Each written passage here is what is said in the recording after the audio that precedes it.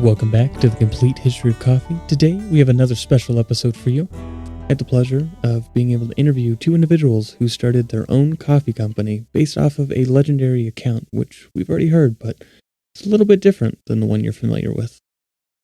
So go ahead and grab your favorite caffeinated beverage, and let's get started. The person I was interviewing was kind enough to invite me over to their home, and as a result, we were not recording in the typical studio, so the sound quality might be a little bit rough at times, but I was very excited to get to talk with them. Hopefully you guys enjoy. Hello, we are doing an interview today with Tom Widlinski and Byron Rudolph. They are the owners of Wayward Sons, which is a distillery company which produces distilled coffee out of Santa Fe, New Mexico. Okay, so tell me a little bit about yourself, Tom. Maybe just kind of your story with coffee. My story with coffee is beside of a lifelong love of coffee. Back in the early 90s, I started up a coffee roaster and a couple coffee shops, coffee houses in Taos, New Mexico. They were extremely popular, ran for about 5 years, finally sold them both to my partner then, and moved down to Santa Fe, where then I started becoming a wine distributor. So yeah, we were roasting organic coffee kind of a few decades before organic was cool. Organic bakery. Gotcha. You were one of the cool kids back in the day. We were the cool kids in those days. Great. Yeah. And the roastery still exists. The roastery it's called Taos Roasters. The coffee shops were called The Bean. Gotcha. So they were a good old Taos legacy. Perfect. I know you already tried your coffee. Do you want to tell us a little bit about what you got from the coffee? I'm gonna smile a little bit and I'll help you out too. Yeah, this is ours. He brought some Ethiopian Harara, I believe. It tasted pretty earthy. Yeah. Yep. I'm actually getting a little bit of the berry just from the smell, which is I didn't expect. Well, you should. The Ethiopian drying beds. He made it in a traditional Turkish coffee method, which you don't see in New Mexico too often and not done well. Yeah. I was telling him earlier that I learned how to make this, 1984 maybe. I lived in Israel, and I was in charge of making the afternoon coffee for the kibbutz. And we used to do this, and then I've spent a fair bit of time in Turkey and a couple of trips, again, the 80s, and then I brought my daughter there about 3 years ago. Love Turkish coffee. Traditionally and as a matter of courtesy, when you're in Turkey, you never have more than 2 cups. It's considered very rude to have more. I imagine also that'd be a big caffeine buzz. Well, it's a caffeine buzz, but I guess it also gets tempers flying.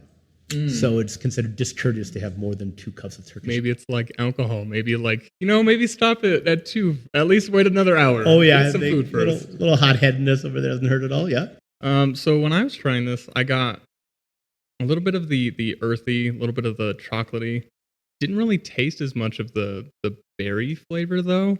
But pairing it with like a chocolate covered blueberry, it definitely brought out a lot of those berry aspects. And the chocolate, like it brought it out in a really kind of sweet way, because it's a dark chocolate. But I don't know, between the berry and whatever chocolate's in here, it definitely brought that out. Absolutely classic combination.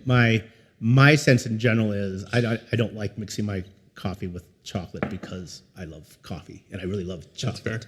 So what I got on that was like a dark, dense wine flavor. Oh, yes. Almost like cassis. I thought it was just gorgeous. And then of course you get all the bitterness of a incredibly dry red wine. And you get more grittiness though, a little unfiltered stuff in the teeth. Yeah. I'm a junkie for it. I love it. Yeah, I mean, and that's what's interesting about the Turkish coffee is getting a little bit of the sediment in your coffee. Oh, yeah. But it adds to the flavor, too. I mean, if you think about it, it's brewing while it's still sitting in the cup. So if you drink it right away, it's not going to be as strong. But you're supposed to sip it. I mean, that's part of the traditional Turkish way of doing it. Yeah, you converse, you barter, you do whatever you're doing.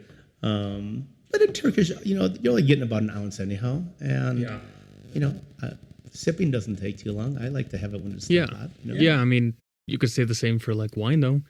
Like a lot of people would rather just sip on their wine as opposed to just chugging. I mean, to each its own. So what led you to working with distilled coffee? It really went back. I love history. And back when I had the coffee roastery in the shops, Again, this is about early mid '90s, and I even taught a little course at the community college in Taos about wine and coffee. But I just read a lot. It's what I like to do. And there was a book back then. I wish I would have kept that edition because I've seen new books with the same name came up, but it's different, called The History of Coffee. Do you remember who it was by? No, I don't. It just... I've read so many at this point. I don't know. Brain cells ago. It's all the coffee and wine. It really went back to the tradition. I had a wine distribution company. I sold it in 2017, and I sat out in this backyard one night after dinner with Byron here, another friend, Peter Ferraro, who roasts his own coffee up in Taos now for fun. And we were talking, and I told them the story of, the story of the goat herd named Kaldi. Of course. Saw his goats dancing, eating these coffee cherries, and wanted to know what's going on. And he brought, at least to the best of my understanding, he brought these coffee cherries to the local monastery, Sufi monastery, because we're thousands of years ago. And, it wasn't like anybody was sitting around going, gosh, look at these cherries, let's roast them. There's no refrigeration back then. You do what any good, monastery is going to do. You throw it into a vessel of some sort and you let it ferment. And fermented coffee cherries turns into a caffeinated coffee cherry wine. Caffeinated, alcoholic cherry wine. I looked it up today just to be sure because I knew you were coming over, and I had to get the facts straight. Well, I wanted to get the word. That's okay. And in Arabic, kawa, which is the root for coffee, still refers to as a type of wine. Coffee and wine are still based on the same. The last episode, I found that the word kawa refers to lessening something. So traditionally, it'd be referring to wine. You were reducing someone's desire for drinking something, but as coffee would work for it too. It's like diminishing the amount of sleep that someone might want, So either way it might work, you're listening to something. Yeah, the monks said it was great for keeping going in prayers because over a few decades, the prayers maybe you get a little sleepy, And when I ran into you at the Chocolate and Coffee Festival, you brought up that story, and I hadn't heard that version. I mean, there's so many versions of these legends. But the one that I had come across was they tried the coffee, they didn't like it, and they're like, we're going to throw it into the fire, right? Or they did like it, and they started brewing it. Either way, like they either were the first to roast it or the first to brew it, but I hadn't heard the fermenting one. And that's so interesting that you took that and were like, you know what, I'm gonna do that as a whole business. I'm gonna make a whole thing out of it. We don't know which story is right, correct? Of course. I mean, it's all legend. It could be all fake. Right. So, So we're going to grab the ones we like. And for me, because I love wine and I love coffee, those are my two favorite things in life as far as beverages, I grabbed the story that I like the best and thought, this makes the most sense. Of course, and I like it. And, but also the monks were tremendously important. Like Burgundy, I think the greatest red wine in the world, was developed by monks. If you read enough about wine, monks are there all the time, or beer. And a fair bit of distilled spirits too. Those monks kind of... They were going a little hard. Yeah. We like those guys. And how long has your company been around? Oh God, I have no memory. We 2019. Yeah, we spent about a year. Spring of 19. Yeah, we bought a little coffee distiller or not a coffee, a little still about, it looks like a popcorn popper, or those ear poppers. Okay. And we put it up here, and we tried all sorts of versions with green coffee beans, roasted coffee beans, light roast, dark roast, semi-fermented. We kept trying. I assume you used the cherry, though? We did not use the cherry only because we're in New Mexico. Nobody. That would have been actually the absolute classic way to do it for the company we're thinking about doing. You'd have to go to Hawaii or something. It would be a lot easier. Hawaii, or even honestly just down in Mexico or Guatemala, Brazil. Yeah. We didn't really want to base a small distillery that we're doing for our hobby anyhow, and then have it be problematical to become your source. Yeah. So we didn't do the coffee cherries, which is what... So what did you end up using then? What was the final result? There was a lot of stuff that went down the drain because it just tasted and smelled awful. But then I think both coming from the wine background, we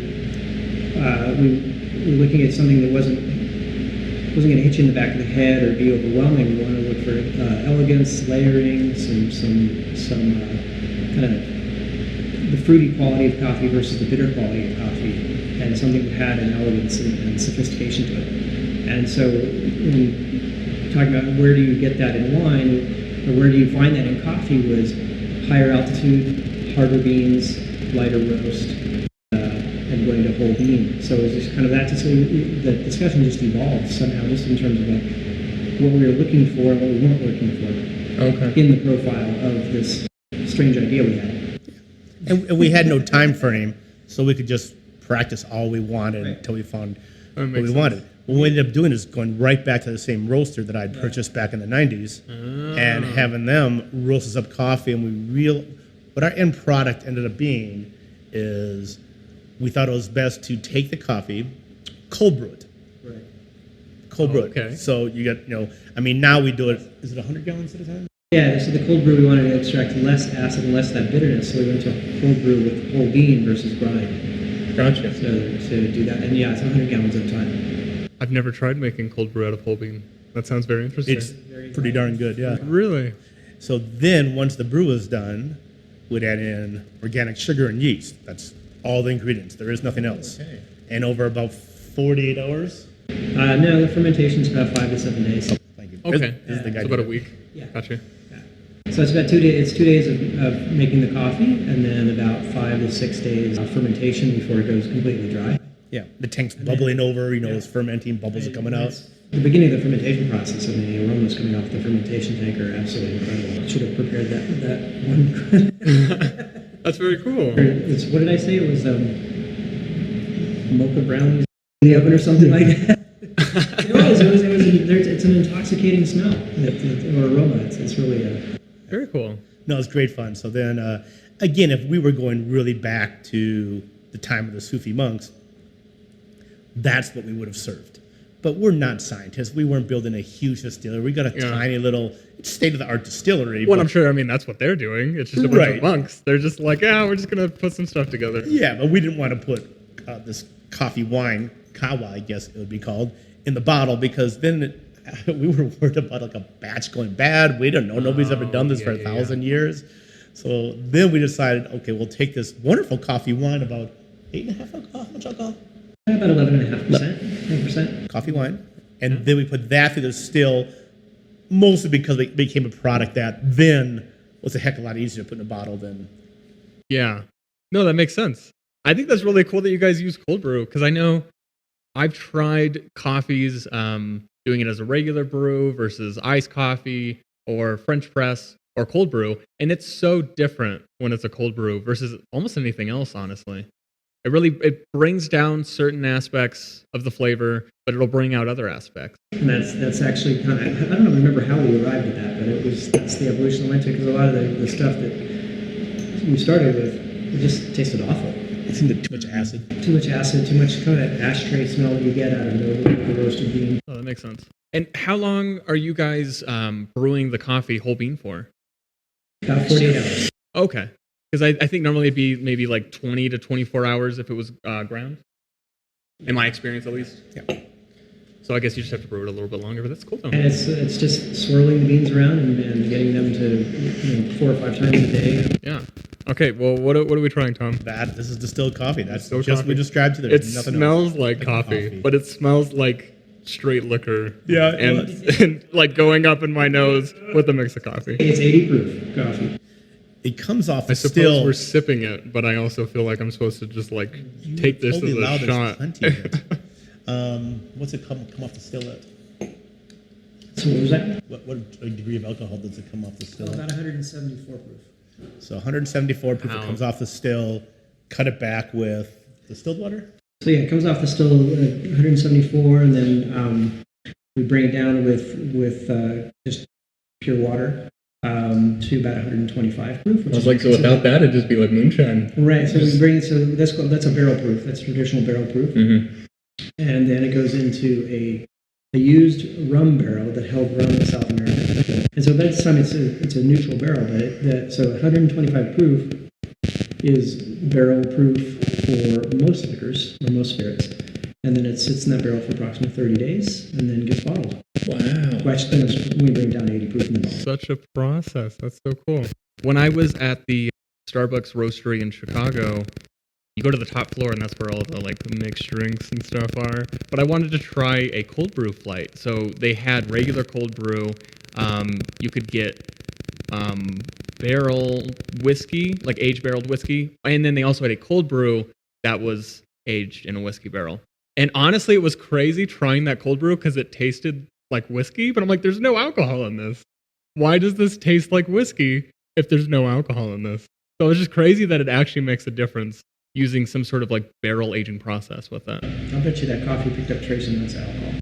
Yeah, a little bit probably. I definitely got a caffeine buzz though, that's for sure. Between the cold brew and then the second cold brew, I was a little jittery. One of the old used barrels in my backyard right now. You can't quite see it because it's over in the corner, but it's hanging out there. Just a nice memory of a barrel we used. Very cool. Yeah. Very cool. Well, I was going to ask, what kind of coffee do you use? What roast and what region? We went for a lighter roast. What did we go to? Did we did? Never did the Fiasco blend. Oh, the traditional Fiasco blend. Okay, so back in the story a little bit. When I left, when I sold my ownership of the coffee company to my partner, we're still really good friends. I just wanted to leave Taos. I've been there for like 12 years. And moved down towards Santa Fe. Mm-hmm. About 1 or 2 years later, I started this wine distribution company, which I had been had for 14 or 15 years, and sold in 2017. But we drank a lot of coffee. I mean, we're there early. We're there at 6 a.m. every day. And so I reached back up to my friendly roaster, my old roaster up in Taos, and she roasted us. We created something. We did a big tasting of like a dozen different blends and ended up with what we call the Fiasco blend, which actually became kind of a big seller for them because Fiasco Fine Wine was the wine distributor. Gotcha. But now I have to go back to 2003 and remember what the heck the Fiasco blend was. Mostly Peruvian fire needle. I remember Peruvian too for some reason. It's the funniest thing. And I know it's all higher altitude, and it's a medium roast. Like the beans. But I don't remember the others. We did what we call the Viennese blend, which was light roast and dark roast mixed together. Yeah, so well, like 35 Degrees North does. Yes, but I didn't know that. Okay. Yeah, their house blend. I think it's like two dark roasts and a blonde roast, or it could be flipping that. But they mix it together in a post roast blend. I remember what it was now. It was you don't really see it now. New Guinea. It was New Guinea and Peruvian brought together. Those are like two of my favorite coffees. Oh, that is so. So like cool. I see exactly what you were going for there. Well, yeah, because I think the Peruvian's a little higher acid than I prefer. Yeah, definitely. And then I remember having it like fresh. Like when I was in Peru, we would have it fresh, and it was amazing. But it's also very acidic. Yeah, exactly. And the New Guinea then to me has just some of the classical, unless you go to Ethiopia or traditional Yemen. Yeah. You get those incredible earth tones and wine tones, and I just thought New Guinea was probably the purest expression of those. Why I just wasn't using Yemen or Ethiopia, I don't know. Definitely, yeah. But that was a nice blend. So that's what the Fiasco blend was. I don't know if it still is because now it's... But at the time, that's still really cool though, like doing like a blend of like a post-roast kind of thing. Yeah, had to make sense, yeah. And Latin American coffees just in general are just phenomenal, so. Well, Latin American coffees are great. I don't like them straight up without a blend because they're wake up. There's going to be a little more caffeine and a little more acid. Uh-huh. Then you get to the Pacific Basin. Which is why I like the dark roast, though, personally. I go a little bit more on the dark end because then you get a little bit less of that acidity. I like it like an Italian roast. But you roast out caffeine. That is true. I mean, if you get down to like a French roast, they spray it with caffeine. That's why it looks so oily. Oh, that is so funny. Yeah, I found that out when I was working at Starbucks. I did not know that. Because we were talking about wow, this coffee is so oily. And then someone was like, well, don't you know? And I looked it up. It's true. Well, now I'm confused because... You mentioned earlier the flavor profile. You're looking at the fruit and stuff in wine, which you can't get that in Italian roast or a French roast. That stuff is... It's true, but I like chocolate nutty more than fruity, which is why I like Latin America more than African, personally. Oh, I'm always going to go to Africa, I have to say. Yeah. But next week I'm going to be in Hawaii, and I find that has like kind of a nice balance between the fruity and like the chocolate nutty. Yeah. I guess it depends on where you go, like if it's the Kona coffee or not. I'm going to be in Kauai though. So I haven't tried their coffee specifically. Last time I was in Oahu, and I got to try a couple of the coffees over there. And they make a pretty good cup of coffee. Yeah, they do. somebody once described it to me a couple of decades ago when we were first learning to roast, because we bought the roaster. Somebody had abandoned it at a coffee shop in Santa Fe, and I happened to be doing a wine sales call right next door. Oh. And the landlord of the whole property comes in, and he's complaining that my tenants stranded me. They left me this note saying, "Here, we're sorry we can't pay rent. Please keep." And that's how we got the roaster. So then we called up. How big is the roaster? How big was it? Is it? Yeah, It's like- the same like- one they're still using. Like half a car. Like half a car? Yeah. Wow. So how much coffee can you roast at one time? It was 30 to 55 pounds. But it was kind of funny because, like, oh, we just bought ourselves a really great quality coffee roaster. We don't have the slightest idea what to do with it. So we called the people that built it somewhere in, like, near Spokane, Washington, around there, and flew out there to learn how to roast. The people that built it were the ones that taught us how to roast. Wow. But they used an analogy that I've never forgot. They're, like, talking about roasting, and they're going, well, think of, like, bread, white bread, wheat, rye, pumpernickel. If you put them all in the toaster and you toast them dead black, they all taste the same. So that is what an Italian or French roast is. It doesn't matter what bean you use because you're tasting the fair. roast, not the bean. And I was like, oh, that's an interesting That makes thought. sense. That was their I explanation. don't know. I find, though, that when you do dark roast, you can kind of bring out a little bit more complexities that you might not be able to. But you do lose certain tastes, so that's fair. Yeah, you're trading fruit for the complexities of the roast. There's no doubt about it. You got you trying to get it right to that. And I think that's why some caramelization point. people prefer blonde or medium or dark. I guess it's just all a matter of taste preference. Yeah. I mean, personally, I prefer tea over coffee. I mean, it's Is just... that right? I know I have this whole podcast and everything. That's hilarious. But I love like he changed the a tea, good though. iced tea. I'm a tea drinker. I can't do it. I can't do it. It's not enough caffeine. That's fair. No, I just like the flavor of coffee so much. Yeah. Well, I was mentioning too how it's such an acquired taste, and it's interesting that people enjoy drinking coffee, but the people who enjoy drinking coffee love it. Black, it doesn't matter. If it's a mediocre cup, like that's fine. If they can get like a good quality cup, even better. If it's exquisite, like that's amazing. But like they don't really care. They're just like, I like coffee for coffee. Yeah, I love coffee and I want a black all the time, but I think average coffee is really hard to drink. Yeah. That's fair. Like you don't want like a gas station Folgers kind of deal. I'll wait a little bit. Yeah. Those little road trips and you got an extra 2 hours the next town. It's like, oh God, I need a good coffee. Yeah, you're like, yeah, that's okay. I mean, I think that's the point when you're like, yeah, maybe I'll go to a Starbucks. Like, I'll bite the bullet. I know it'll be okay. Hey, they did a good job. Starbucks does a good job roasting. Okay, well, I think that's all, unless there's anything that either one of you wanted to mention. I'm curious what you think of drinking this distilled coffee. I really enjoy it, and I'm kind of curious, do you guys mix this with anything? Is there like a go-to? Go on the website, they'll give like cocktails and stuff like that, but I kind of like to sip it like this. To be honest, actually this in coffee is good, or this with a little bit of cream and ices. Gotcha. Okay. Kind of works pretty easy. Doesn't take much effort to give yourself a good hit. And then it makes a really good old fashioned too. Oh, yes, I think that's what I tried, was the old-fashioned at the Chocolate and Coffee Festival. Put it into a cocktail that people can wrap their head around. Of course. There you go. Well, why don't you guys go ahead and let the audience know where they can find your company? Like if you have a website or anything like that, or you guys have like your Instagram page? The company, again, is called Wayward Sons. A tiny, tiny little craft distillery. Byron and myself here are the only 2 employees, except we've never actually taken a paycheck, so I'm not sure if employee is the correct word. It's really a labor of love. We wanted to go back in time and create something we just loved. We're supported off the bat by, Total Wines, Whole Foods, here in Albuquerque, Jubilation, etc. Are people able to order it online if they were interested in that? At this point, we're not set up for online. Maybe soon, though. Yes. Maybe, yeah. Okay. Well, great. Please send us an email at the info@waywardsonsdistillery.com for any inquiries or questions that are not answered. Yeah, we'll make something happen. We don't know what, but Great. We're doing this for fun. Hopefully you guys enjoyed this special episode. I know I sure did. If you haven't already, make sure to look us up on social media at the Complete History Podcast Series, where we have a growing community, and please consider donating to our Patreon. For only the cost of a latte a month, you can help support this and future projects within this series. Next week, there will be no episode. Unfortunately, I know we already missed one episode last week, but I recently got my wisdom teeth out. Between that and this vacation, it put me a little behind on my research, but don't worry, we'll get back to our regular weekly episodes after that. Well, I don't have a quote for you guys today. I wanted to say thank you, and I appreciate all of the support we've received so far. Stay tuned next time as we trace coffee's journey from the Islamic East to the European West.